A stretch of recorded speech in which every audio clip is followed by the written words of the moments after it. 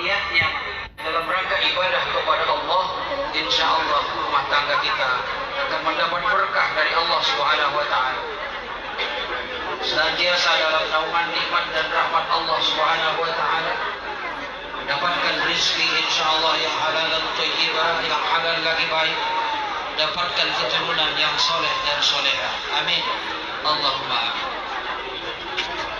Ananda mempelai berdua di dalam surat Ar-Rum yang kami bacakan, disitulah sebenarnya gambaran hakikat tentang pernikahan dijelaskan secara gamblang oleh Al-Quran. A'udzu billahi minasy syaithanir rajim. Bismillahirrahmanirrahim. Wa min ayatihi an khalaqa lakum min anfusikum azwajan litaskunu ilayha wa ja'ala bainakum mawaddatan wa rahmah. Inna fi dzalika laayatin liqaumin yatafakkarun. Wa min ayatihi, di antara tanda-tanda kebesaran Allah itu, an khalaqa lakum min anfusikum azwaja, dia telah menciptakan pasangan hidupmu dari jenismu sendiri bangsa manusia. Dia menciptakan suamimu dari jenismu sendiri bangsa manusia. Dia menciptakan istrimu dari jenismu sendiri bangsa manusia. Tujuannya apa? Litaskunu ilaiha, agar kau mendapatkan kecenderungan daripadanya, agar kau mendapatkan ketentraman daripadanya. Kebahagiaan itulah yang kita harapkan dan kita dambakan dari pernikahan ini. Tentunya tujuan tidak lain adalah rumah tangga ini dibentuk dalam rangka untuk mewujudkan kebahagiaan lahir dan batin. Para mubaligh kita menerjemahkan litaskunu ilaiha, agar kau mendapatkan kecenderungan daripadanya. Dosan hari pani mulai hari ini sudah punya harus kecenderungan. Kalau punya uang 10.000 rupiah dibawa masuk warung kopi, dia akan habis sekali ngopi. Tapi setelah selesai akad nikah ini sudah punya kecenderungan, mulai mikir, 2 kali mikir. Uang 10.000 ini kalau aku masuk warung kopi, dia akan habis sekali ngopi. Tapi kalau saya berikan dengan gula, mungkin dapat gula 1/4 campur kopi, entah sudah berapa kali ngopi dengan istri di rumah. Inilah kecenderungan. Litaskunu ilaiha. Kemudian waja'ala bainakum mawaddatan wa rahmah. Allah hiasi pernikahan itu dengan mawaddah wa rahmah, dengan penuh cinta dan kasih sayang. Dalam tafsir Baitawi dijelaskan bahwa mawaddah itu adalah semua penuh berlumuran dengan cinta kasih.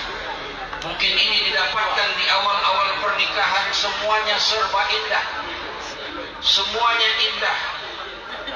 Tapi keindahan dan kebanggaan itu tidaklah akan berjalan selamanya.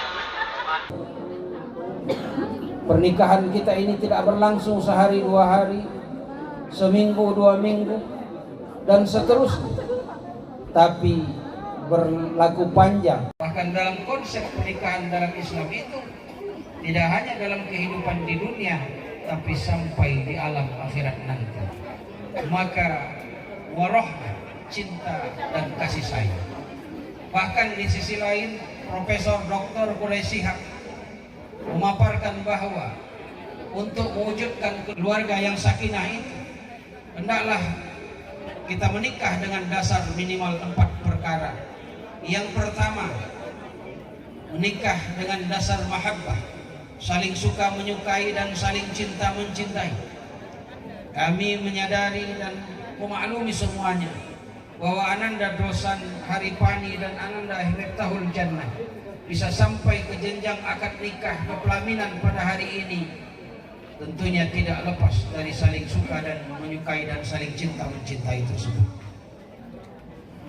Jadikan ini sebagai modal dasar dalam pernikahan Anda. Apapun yang terjadi besok lusa di dalam rumah tanggamu, baik buruk, semuanya, ingatlah saya menikah dengan Kak Dosan dulu karena saya mencintai dia. Saya menikah dengan Adinda Miftahul Jannah dulu karena saya mencintai dia. Apapun yang terjadi, ingatlah itu sehingga mencegah dari perselisihan dan percekcokan. Amin. Allahumma amin. Yang kedua, Dirikanlah rumah tangga dengan dasar mawaddah, kata beliau. Mawaddah itu hampir sama dengan mahabbah, cinta kasih. Tapi diterjemahkan mawaddah itu adalah cinta kasih plus.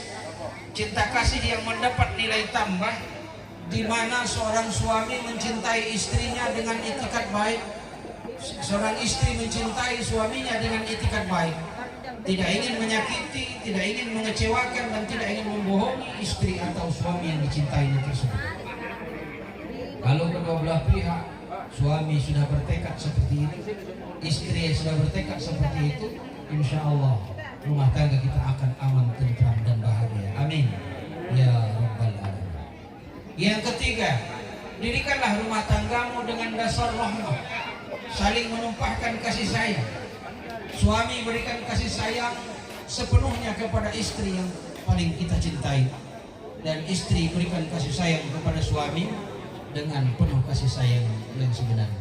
Bahkan tidak hanya antara kedua belah pihak rahmah itu, tidak hanya antara suami istri saja, tapi antara kedua belah pihak. Antara kedua belah pihak orang tua juga memberikan kasih sayang yang penuh kepada pasangan rumah tangga baru ini. Insya Allah akan selalu terbina kebahagiaan, kedamaian, ketentraman di dalam rumah tangga. Yang terakhir, yang keempat, kata beliau, binalah rumah tangga atas dasar amanah, mampu menjaga kepercayaan masing-masing. Suami boleh pergi kemanapun karena mungkin tugas jauh, tugas di Bank BRI di Gumawa jauh. Dalam proses itu ingatlah, kapanpun dan dimanapun jaga kepercayaan istrimu dengan baik. Itu bagi dosa dan ketipanmu. Bagi Miftahul Jannah juga demikian. Kalau suami tidak berada di rumah, kepercayaan tetap dijaga. Bahkan dalam agama kita Rasulullah mengatakan, selagi suami tidak berada di rumah, maka tidak diperkenankan seorang istri menerima tamu laki-laki lain tanpa seizin dari suami. Inilah keluar biasaan ajaran Islam. Jagalah rumah tangga kita dengan saling menjaga amanah, menjaga kepercayaan dengan satu dengan lain. Insya Allah kalau empat ini dijadikan dasar, maka akhir ayat itu mengatakan, inna fi dzalika laayatin liqaumin yatafakkarun, akan menjadi tanda-tanda bagi orang yang berpikir. Selamatlah rumah tangga kita dari hal-hal yang tidak kita inginkan, percekcokan, perselisihan, pertengkaran, bahkan na'udzubillah summa na'udzubillah, jauhkan dari namanya perceraian. Amin ya rabbal alamin. Ananda mempelai berdua, Dosan Arifani dan Miftahul Jannah. Ketahuilah juga di dalam Al-Quran, Allah itu memberikan perumpamaan yang sangat indah tentang suami istri. Allah mengatakan, hunna libasul lakum wa antum libasul lahun.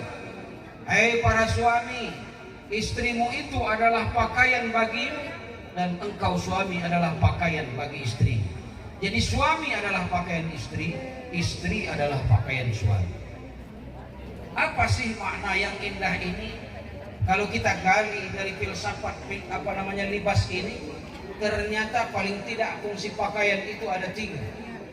Yang pertama, fungsi pakaian adalah untuk melindungi tubuh. Di dalam cuaca yang dingin kita memakai baju yang tebal, insya Allah tidak kedinginan.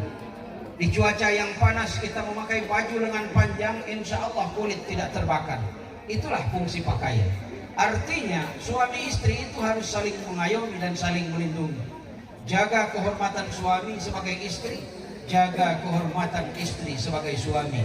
Bahkan laki-laki diberikan hak penuh untuk memberikan perlindungan kepada istri dan keluarganya. Ar-rijalu qawwamuna 'alan nisa. Laki-laki adalah pemimpin bagi wanita, bagi istri dan anak-anak. Jadi dosa kau harus punya tanggung jawab yang besar dalam rumah tangga. Yang kedua, fungsi pakaian itu adalah sebagai simbol keindahan dan kebanggaan. Kita bangga memakai pakaian kita walaupun jelek tapi milik kita sendiri. Untuk apa bagus-bagus tapi masih dipajang di toko? Untuk apa bagus tapi punya orang lain? Artinya suami harus bangga kepada istrinya karena dialah wanita pilihannya. Istri harus bangga kepada suaminya karena dialah laki-laki pilihannya. Uji dosa pokoknya yang paling belaga di dunia ini Miftahul Jannah. Uji dosa. Uji yang lain nggak tahu, dirinya masing-masing. Begitulah seterusnya. Kalau sudah ada kebanggaan antara suami dan istri, seorang suami hanya membanggakan istrinya, seorang istri hanya membanggakan suaminya, alamatlah bahtera rumah tangga itu akan aman, tenang dan tentram. Cilokone kata kawan dari Jawa, celakanya ketika seorang suami telah membanggakan wanita lain, seorang istri membanggakan laki-laki lain, maka bakal hancurlah bahtera rumah tangga. Yang ketiga, fungsi pakaian itu adalah untuk menutup aurat, menutupi kekurangan masing-masing. Suami harus pandai menutupi kekurangan istri, istri harus pandai menutupi kekurangan suami. Jangan kekurangan istri diceritakan dengan di depan lain, di orang lain. Jangan kekurangan suami diceritakan kepada orang lain. Kekurangan istri tugasnya menambal adalah suami, kekurangan suami adalah tugasnya menutupi adalah istri. Artinya, binalah rumah tanggamu dengan saling pengertian, saling asih, saling asuh di antara kedua belah pihak. Binalah rumah tanggamu dengan dasar saling musyawarah di antara kedua belah pihak. Apalagi tentunya adat istiadat berbeda antara Komering dengan Batu Raja, karena Ananda Miftahul Jannah lama hidup gaul di Batu Raja, walaupun Kanda Mahmud ini asal dari Linggau tapi sudah lama di Batu Raja. Itu adat istiadat perbedaan adat istiadat jangan dikedepankan, tapi carilah persamaan. Insya Allah rumah tangga kita akan tenang dan tentram. Amin. Yang terakhir, resep bahagia yang dibagikan Rasulullah SAW dalam rumah tangga. Kalau ingin bahagia rumah tangga kita, bercerminlah kepada rumah tangga Rasulullah SAW. Di rumah yang sederhana, kamar beliau yang sempit, kalau berbaring, kepala nyantuk dinding sebelah sini, kaki nyantuk dinding sebelah sana. Alas tikarnya adalah dari anyaman pelepah kurma. Tapi di rumah yang seperti itu, Rasul mampu berkata, baiti jannati, rumah tanggaku laksana surga bagiku. Ada apa rahasianya? Ternyata ada ketenangan dan kedamaian di dalam rumah tangga Rasulullah Sallallahu Alaihi Wasallam. Apa rahasianya kata Rasul? Kalau ingin bahagia di rumah tangga kita, nawwiru bi buyutikum bis shalah wa tilawatil Qur'an. Zuyyinu bi buyutakum bis shalatil jamaah wa qiraatil Qur'an. Kalau ingin bahagia rumah tanggamu, sinarilah rumah tanggamu dengan sholat-sholat berjamaah dan bacaan-bacaan ayat-ayat suci Al-Quran. Dosan Haripani belajar menjadi imam, berdiri depan sebagai imam, istri sebagai makmum. Selesai sholat, salam kanan, salam kiri, dan berdoa.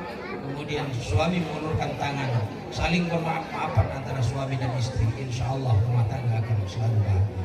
Di samping bacaan Al-Quran, di rumah tangga yang selalu didengungkan ayat suci Al-Quran, maka Allah akan menurunkan malaikat, Allah akan menurunkan rahmat. Insya Allah rumah tangga itu akan bahagia selalu. Amin. Yang terakhir, pesan kedua dari Rasulullah, birrul walidain. Jangan lupa berbuat baik kepada kedua orang tua. Kita bisa sampai menikah seperti ini tidak lepas dari jasa orang tua. Siapa yang berbuat baik, berbakti kepada kedua orang tua, dan orang tuanya memberikan doa restunya kepada pernikahan kalian, insya Allah rumah tangga kalian akan selalu bahagia dunia dan akhirat. Amin. Ananda berdua, dalam adat istiadat ada istilah orang tua dan mertua. Dalam pandangan Islam tidak pernah dibedakan antara orang tua dan mertua. Keduanya adalah orang tua yang dihubungkan oleh tali pernikahan. Jadi mulai hari ini Ananda Dosan mendapatkan lagi sepasang orang tua, ayah dan ibu, dan keluarga baru. Ananda Miftahul Jannah akan mendapatkan sepasang orang tua baru dan keluarga baru. Yang paling baik adalah fastabiqul khairat, berlomba-lomba berbuat baik. Dosan bagaimana caranya berpikir, bagaimana caranya berbuat baik dengan orang tua dan keluarga Miftahul Jannah. Miftahul Jannah juga bagaimana caranya akan bisa berbuat baik dengan keluarga Dosan. Inilah yang disampaikan oleh pantun orang Penamaran. Incang-incang pelanduk di pinggir air, malam-malam tak tidur mikirkan buat baik. Jadi Miftahul Jannah malam-malam dah tidur, cak mana lah buat baik dengan keluarga Kak Dosan Hari Pani. Dosan Hari Pani semalam-malam dah tidur, mikirkan cak mana buat baik dengan keluarga Miftahul Jannah. Kalau itu dilakukan seperti itu, insya Allah rumah tangga kita semuanya, keluarga 12 ini akan menjadi satu. Amin ya Rabbal. Amin. Demikian yang dapat kami sampaikan, mudah-mudahan bermanfaat bagi kita semua. Wabil khusus kepada Ananda mempelai berdua. أقول قولي هذا وأستغفر الله العظيم لي ولكم ولسائر المسلمين والمسلمات والمؤمنين والمؤمنات فاستغفره إنه هو الغفور الرحيم. والسلام عليكم ورحمة الله وبركاته. Waalaikumsalam warahmatullahi